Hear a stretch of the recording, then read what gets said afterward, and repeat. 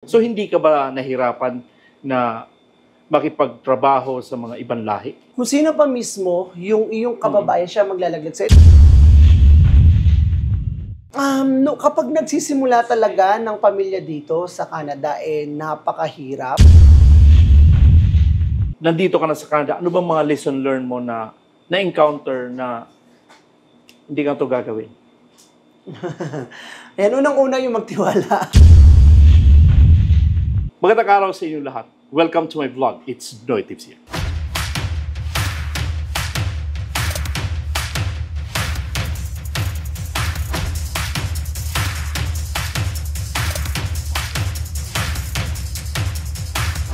So yun guys, meron naman tayong guest dito nga sa ating channel. At siya po isang PR nung nakapasok na sa Canada. At siya po ay napakaraming ganap.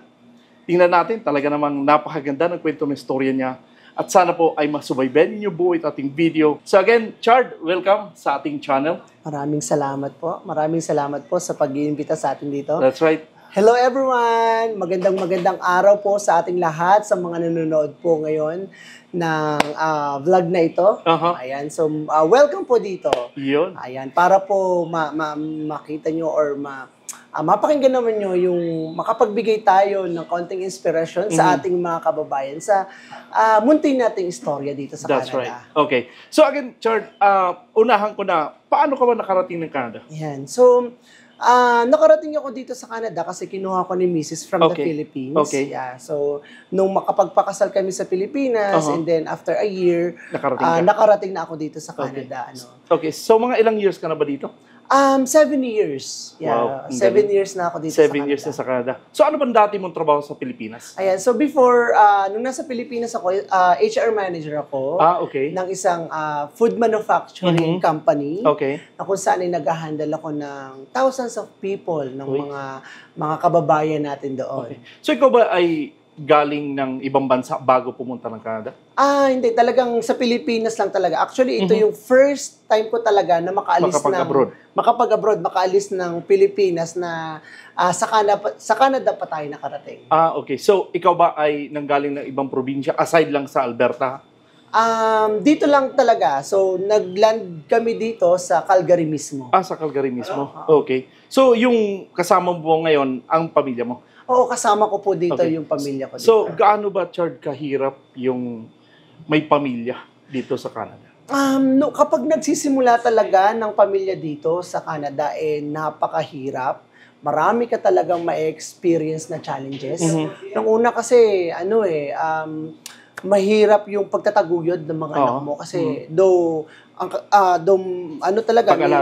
pag-alaga ng bata. Though may support yung government, pero hindi pa rin yung nakakasapat doon sa mga expenses ng mga anak mo. So, paano ang adjustment yun ng wife mo? Dahil, for sure, nagtrabaho ka. Nung pagdating mo dito, ano ba trabaho mo nga ulit? So, nung dumating ako dito, syempre wala akong experience pagdating doon sa Canadian experience, pagdating sa human resources, no? And then, nag-start muna. Kailangan dito kasi talaga meron kang, experience talaga dito. Canadian experience. Canadian experience na tawag natin, di ba? So, nag-start ako sa Tim Hortons as a service crew. And then, habang ako ay nagtatrabaho, nag-decide ako na mag-aral para, kumbaga, ma-level up yung education natin. That's good, no? Maganda po yan. So, again, dahil nga nagtatrabaho kayong dalawa, so paano yung mga bata? Yeah, so, anong adjustment dyan? Ayan. So, noon kasi si Mrs. nagtatrabaho siya as a medical office assistant. So, basically, siya yung nagwo-work sa umaga, ako nag-aalaga sa umaga, and then sa gabi, ako naman yung nagwo-work, at siya naman yung nag-aalaga. Kumbaga, nagsa-swap-swap lang kayo. Swap-swap lang talaga. So, paano yung, nung nasa Pilipinas ka pa, nagbalak kang pumunta ng Canada, ano po ba ang expectation over reality? Umpisa natin sa expectation. Actually, nag-plan ako before kasi nga, nag-work din ako before sa isang fast food sa McDonald's. And then, that time, nag-plan din talaga ako na mag-Canada, nag-apply ako. But unfortunately, hindi ako pinalad. Kasi nagkaroon kasi dito ng recession that time. That's right. Nag-close yung Canada. And then, maganda talaga yung expectation ko noon before sa Canada, di ba? Kasi unang-una, may niebe. That's right. May yelo, di ba? Kasi, di ba, isa yun sa Siyempre, mga... nakaka-excite, di ba? Paglabas nun, ako nun, nakalabas din ako, nakahubad pa kami. Alright, kasi yun talaga yung isa Nakakatuwa. sa mga reason talaga sobrang nakakatuwa yung nieve, yung ice, 'di ba, pag nag-snow dito. And then sumunod doon yung in-expect din natin yung magandang patakaran ng government, yung magandang policy in terms with yung health benefit, 'di ba? Yung sa mga family, sa anak, yun talaga in-expect din natin. Napakaganda. So, paano yung reality na nung nandito ka na? Nung nandito na, medyo nabago. Kasi, honestly nabago yung nandito na. Kasi, akala mo nun, parang you're dreaming of Canada na parang pumasok ka talaga sa isang castle. Ikaw yung hari. Kumbaga, you'll be earning a lot of money. Nakakatuwa. Talagang napakagaan ng magiging pera sa'yo. Ganun, no? Right. And then, nung nandito na, ganito palang buhay dito, hindi mo kailangan tumigil. Kasi tuloy-tuloy ang bills. Tuloy-tuloy yung bills, tuloy-tuloy ang trabaho. Hindi ka pwedeng magkasakit. Kasi, or else, wala magbabayad ng bills mo. Kasi kailangan mo magbayad ng mortgage. Kasi nung sa Pilipinas, okay lang, di ka naman, kumbaga, higa ka lang, okay ka na. Ilata lang, ayos Ilata ka lang, wala ka namang gastos, pipitas ka lang dyan ng halaman. Pag-ulam mo na, di ba, ng mga gulay. Dito hindi. Bawat galaw mo, pumapatak yung metro. So, bilang isang service crew way back before, kumusta naman yung pakikitungo ng mga ibang lahi sa iyo? Ikaw ba'y hindi ba ganun kahirap makipag-adjust sa ibang mga lahi? Kasi hindi naman pwede dito sa Canada. As far as I know hindi pwede sa Canada na ang negosyo ay puro Pilipino. Kailangan may foreign dyan. Isa, dalawa, kailangan talaga. So, hindi ka ba nahirapan na makipagtrabaho sa mga ibang lahi? Actually, napakadali lang Ito, real talk tayo. Napakadali lang talaga na makipagtrabaho sa ibang lahi. Pero ang medyo nakakalungkot dito yung makatrabaho mo, yung kapwa mo Pilipino. Natawa na ako, alam ko na yun. Yan, kasi yun ang medyo nakakalungkot Toxic. sa istorya natin dito sa Canada. Right. Kasi kung sino pa mismo, yung iyong kababayan siya maglalaglag sa'yo. Na-experience ko yan. Yung isang trabaho ko kaya ako nawala, it's because ng kababayan natin. Ipinatanggal ako. Nakakalungkot. Diba? Nakakalungkot lang na isipin na yung mismong kababayan pa natin, yung gumagawa ng kalokohan sa kapwa kababayan natin. That's right. Yun nga, So, again, ikaw ba ay during the time, nung dito ka na sa Canada, hindi ka ba nag-adjust in terms of weather? Dito sa Calgary, Kasi alam ko naman na pagdating sa winter dito, yung ating mga kabayan nag-expect na, malamig dyan sa Calgary, blah, blah, blah. Dito lang kami sa British Columbia, doon lang kami sa Toronto. So, ano ba yung adjustment in terms of weather? Ayan, so sa weather, nung una, syempre, nung pumapatak-patak, okay, ang ganda, di ba? Yung snow, mahahanga ka talaga. Pero in the long run, habang tumatagal, talagang, alam mo yun, maiinis ka na lang talaga dahil tuloy-tuloy yung weather, yung mga bagay na gusto mong gawin ay hindi mo nagagawa. Tapos, yung road, sobrang slippery. And there's a time na-experience ko talaga na aksidente kami. Because sobrang slippery ng road. Madulas sobrang talaga. dulas talaga. Kaya yun talaga yung isa din sa hindi maganda na pagdating ng winter. Kaya talaga, doble ingat talaga pagdating ng winter. So far, ngayon, sa 7 years mo dito sa Canada, ikaw ba'y satisfied na? On my 7 years in Canada, satisfied ako in a sense na dito ko na-achieve yung mga pangarap ko na before hiling ko nung nasa Pilipinas ako, di ba? Kasi doon may maliit din akong business doon sa Pilipinas, pero dito talaga as in full-time yung ginagawa. And full-time na kami ni Mrs. na pinagtatrabaho nitong business. And at the same time, sobrang nakakataba ng puso din yung pagsuporta ng mga kababayan natin dito sa maliit nating negosyo. And ganun din yung nakakahalubilo mo talaga yung mga Pilipino na tumatangkilik dito sa business. So, ito dito ngayon, ang ating katanungan, ano ba ang mga pros and cons dito sabihin natin sa Calgary, kasi dito naman tayo sa Calgary, ano bang mga pros and cons na base sa iyong karanasan sa buhay bilang dito ka na nga sa Calgary? Ano ba yung mga positive and negative na naranasan mo na masishare mo sa ating mga kabayan? Dito sa Calgary, ang kagandahan dito, kasi since yung negosyo namin ay talagang malapit sa puso ng mga kababayan natin. Kumbaga, parang na-experience mo na parang nasa Pilipinas ka lang din talaga dahil nakakahalubilo mo sila every time na may event kami, nandiyan yung mga Pilipino na sumusuporta dito sa negosyo natin. Ang hindi nga lamang, kumbaga, yun nga, unang-una, yung pag nandito ka sa Calgary, yung nga, yung weather, tapos, meron ding ilan na yung pagdating ng summer, yan nagkalat na yung mga homeless na kung saan ay nakakalungkot din na isipin mo na may mga homeless din dito na akala mo sa Pilipinas lang meron, marami rin pala dito, no. And at the same time sila may mga loko-loko din talaga na mga aggressive aggressive, 'di ba? Yeah. Yun yung isa sa mga challenges din or yung nakakalungkot na isipin na may mga ganun ding sitwasyon dito. Yeah, nakakalungkot lang. So, but anyway, Chard, itong ating pag-usapan naman ngayon ay tungkol naman sa negosyo mo. Okay? So, si Richard po, guys, ay isang negosyante. I think, nag-umpisa siya sa home business and then bored lang talaga siya. Nag-open siya ng shop niya dito nga sa northeast ng Calgary.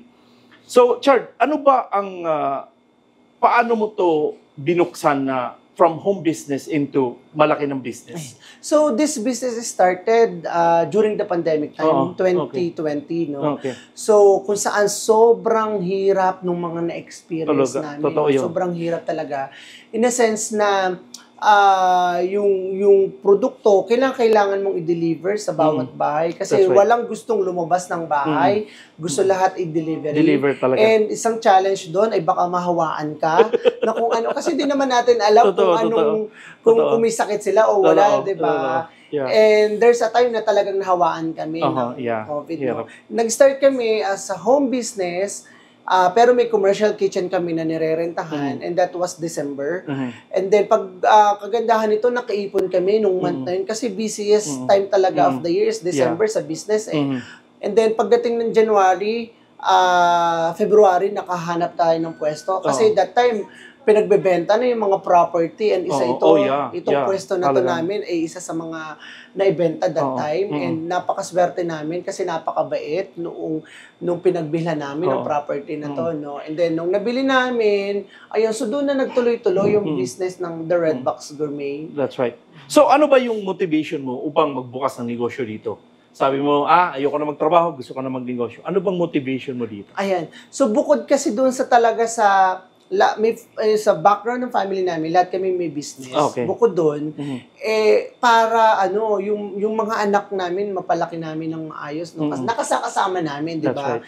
Kasi mahirap din talaga na yung mga anak mo malayo sa'yo, lalo na maliliit pa yan. Naalala ko nga that time na yung bunso namin, gumagapang pa siya dito. Ngayon, mabilis nang tumakbo. Tumakbo na, no? Mabilis na So, gaano kahirap, Chard, magbukas ng negosyo dito sa Calgary?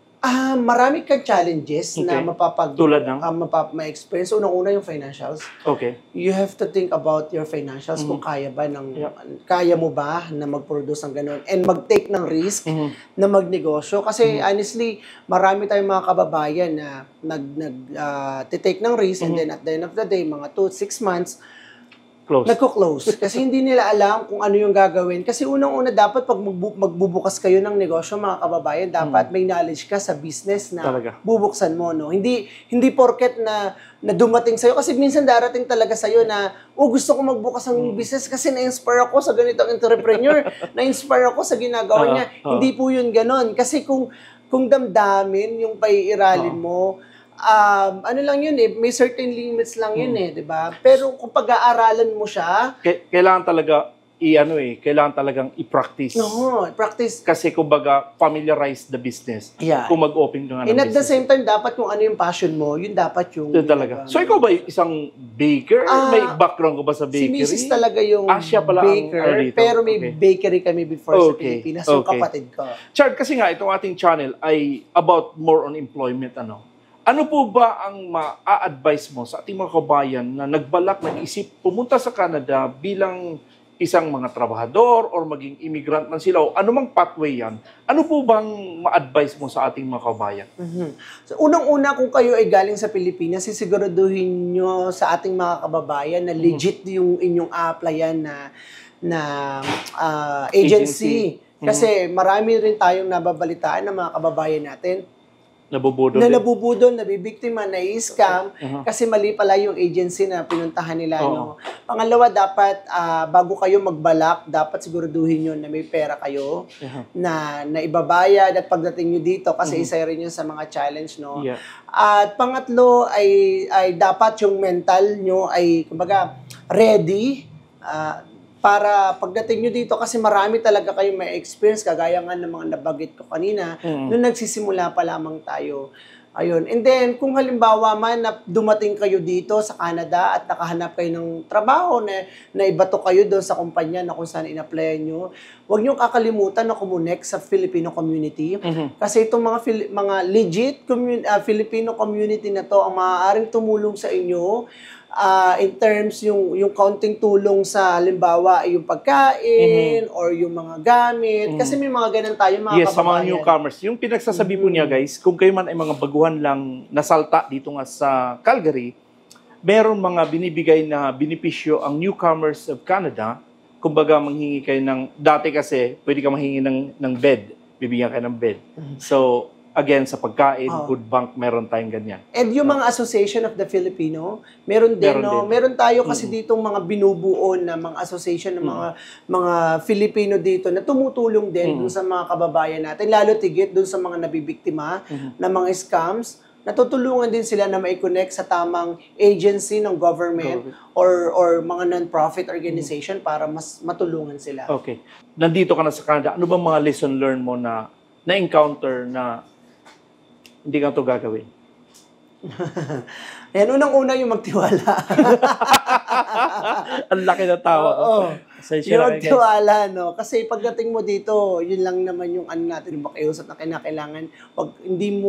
Wala kang iba na pwedeng pagkatiwalaan kundi ang sarili mo at yung pamilya mo na naririto. Kasi although meron ka dito mga kilala, kasi may mga ganan kwento, nakakalungkot na kwento ng mga kababayan natin na kung saan may mga kakilala sila pero yun pa yung nagda-down sa kanila. Ano mo yun? Kaya siguraduhin natin na yung trust natin na ibibigay natin sa tamang tao at sa tamang pagkakataon para mag-benefit din at magawa din natin kung anong gusto natin. So ano ba, mayroon ka bang maipapayo sa ating mga kababayan o yung lesson learned na yun ay applicable din sa mga payo mo? Ayan. So, may papayo lang natin sa ating mga kababayan, tuloy nyo lamang yung mga magagandang pangarap na gusto nyo sa buhay nyo kasi wala namang masama, hindi naman masamang mangarap, no?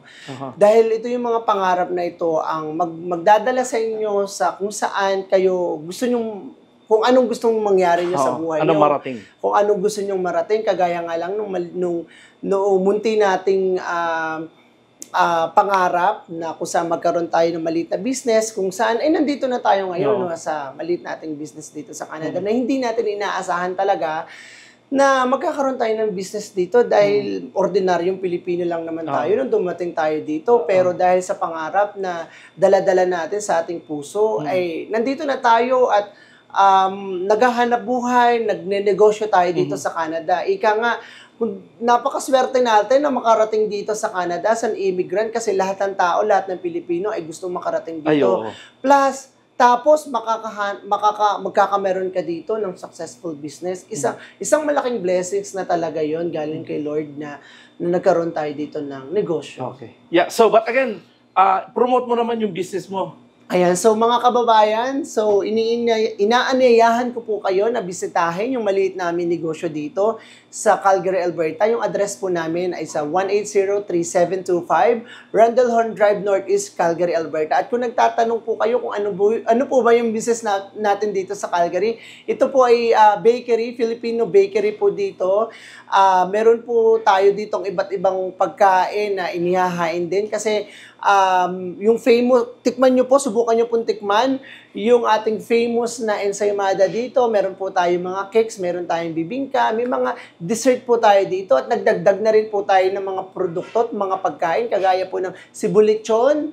May mga lechon na po tayo dito, meron tayong inasal, pansit, marami pa pong iba. So, bisitahin nyo lamang po kayo dito. Pwede din po kayo mag-order sa DoorDash or sa sa Skip the Dishes or sa Uber Eats. And kung gusto nyo pong magpa-reserve, tumawag lang po kayo sa 403-457-7269. Yun. Yan. So, but again, Richard, maraming salamat sa time mo. salamat At din po sa I know inyo, guys, sir. talaga to si Richard, napaka-busy. Daming ganap nito niya. At siya po isang content creator din. Dito pa sa bakery, ang daming kaganapan. So, balit again guys, sana po ay meron kayo natutunan dito nga sa aming kwentuhan ni Richard, na sana po ay makapag-inspire sa inyo kung paano nga makarating ng Canada na katulad din kay Richard, na nag-upisa din siya sa pagiging service crew. Ngayon, isa na siyang manager, owner ng isang negosyo dito sa Calgary.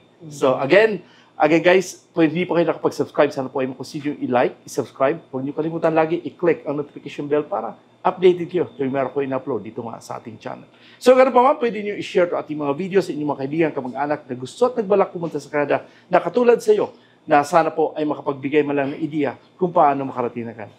So, ganun pa man guys, again, maraming salamat ulit sa inyong panonood at subaybay sa aking channel. Ako po ulit si Noy Tebs. And Richard po, Salamat. God bless everyone.